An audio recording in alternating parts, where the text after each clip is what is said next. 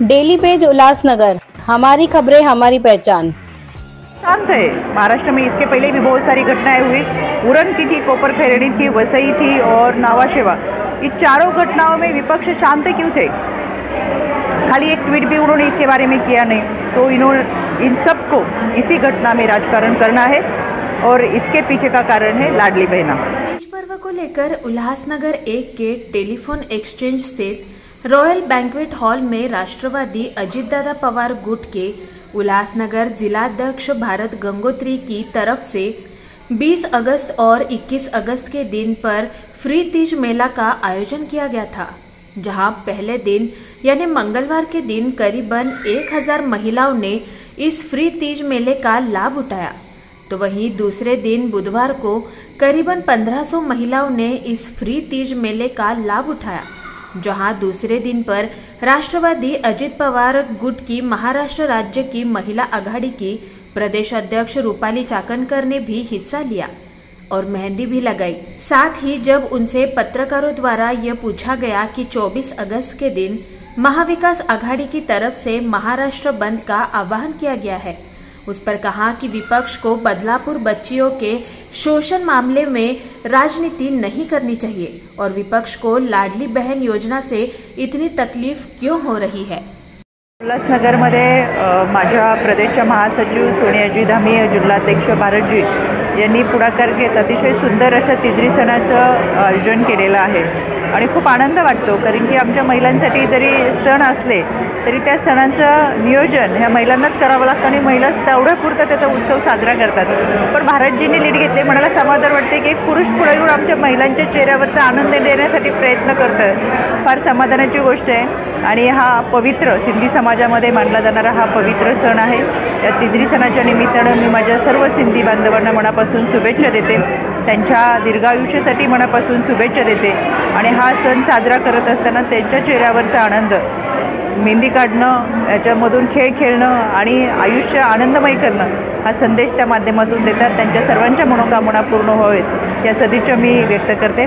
माझ्या राष्ट्रवादी काँग्रेस पक्षाचे राष्ट्रीय अध्यक्ष आदरणीय अजितदादा पवार, प्रांताध्यक्ष आदरणीय सुनीलजी तटकरे साहेब, राष्ट्रीय कार्याध्यक्ष प्रफुल्लभाई पटेल या सर्वांच्या वतीनं आणि माझ्या स्वतः राष्ट्रवादी महिला काँग्रेस पक्षाच्या वतीनं सोनियाजी, भारतजी त्यांच्या सर्व टीमला या सणाच्या निमित्तानं मी मनपूर्वक शुभेच्छा देते। मॅडम, तुम्ही बदलापूरला पण गेले होते आणि तिथं भेट देऊन आले, तर काय म्हणजे तुम्हाला काय वाटतं त्या घटनेबद्दल तुमचं मत काय आहे? बदलापूरमध्ये माझे एक पदाधिकारी आहेत प्राची थिटे, त्यांनी मला फोनवरून ही घटना सांगितल्यानंतर तात्काळ मी पोलिसांशी संपर्क साधला आणि गुन्हा नोंद करायला सांगितला। या घटनेमध्ये राज्य महिला आयोगाने सुमोटो देखील दाखल केलेला आहे। या घटनेमध्ये ज्या पीडितेची आई गुन्हा नोंद करण्यासाठी गेली होती पण गुन्हा दाखल करण्यासाठी विलंब केला गेला, ज्या पोलिसांनी दिरंगाई केली त्या पोलिसांवरती देखील निलंबनाची कारवाई करण्यात आलेली आहे।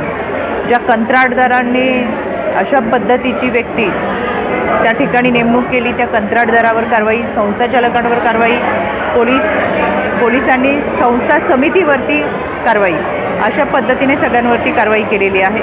अशा घटना घडूच नये यासाठी आपण प्रयत्न करत असतो।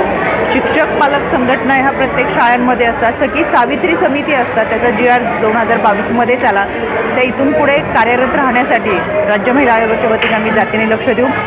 राज्याचे गृहमंत्री यांनी SIT गठीत करत हा तपास पारदर्शकपणे व्हावा यासाठी फास्ट ट्रॅकच्या माध्यमातून कारवाई करण्याच्या सूचना दिलेल्या आहेत। सरकारी वकील उज्ज्वलजी निकम यांनी 10 दिवसामध्ये चार्जशीट दाखल करून आरोपीपर्यंत फाशीची शिक्षा देण्यासाठी आम्ही पाठपुरावा करतोय, पण आरोपीला कठोर शिक्षा व्हावी यासाठी आमच्या राज्य महिला आयोगाच्या वतीनं पाठपुरावा राहील।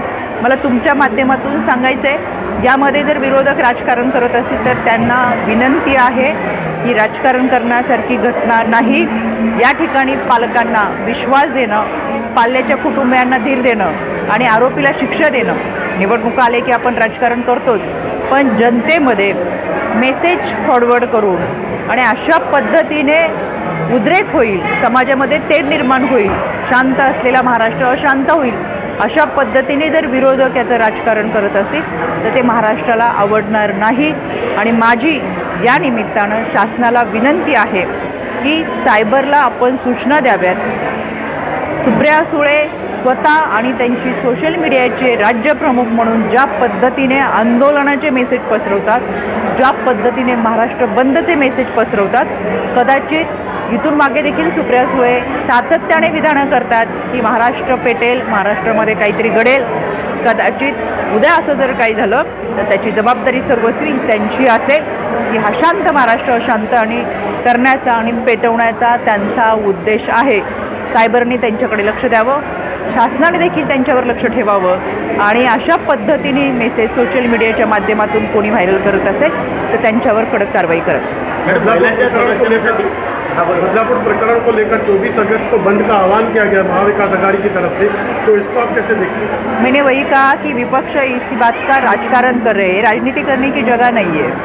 इसे तो हम स्कूल में पेरेंट टीचर्स एसोसिएशन रहती है, उसके जरिए एक उस पीड़ित को न्याय दिलाने के लिए कोशिश करना जरूरी है. लेकिन सोशल मीडिया के जरिए वो मैसेज वायरल करना, महाराष्ट्र बंद का आह्वान करना और लाडली बहन का जब से माहौल अच्छी तरह से बना रहा है, महिलाओं ने उसे पसंद किया है, तो तब से विपक्ष ने इसके अपोज में पहले दिन से शुरुआत से, मतलब मालूम नहीं उनको इतनी तकलीफ क्यों हो रही है, लेकिन बार बार उसके ज़रिए कल की घटना थी वो स्कूल के बारे में थी, फिर भी वहाँ बोर्ड थे लाडली बहना के बारे में.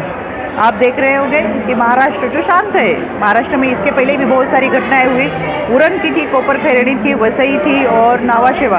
इन चारों घटनाओं में विपक्ष शांत क्यों थे? खाली एक ट्वीट भी उन्होंने इसके बारे में किया नहीं. तो इन्होंने इन सबको इसी घटना में राजकारण करना है और इसके पीछे का कारण है लाडली बहना. तो मुझे कहना है कि साइबर के ज़रिए और हमारे प्रशासन के ज़रिए इन सब के ऊपर कड़ी नज़र रखें ताकि महाराष्ट्र में कोई उद्रेक ना हो पाए.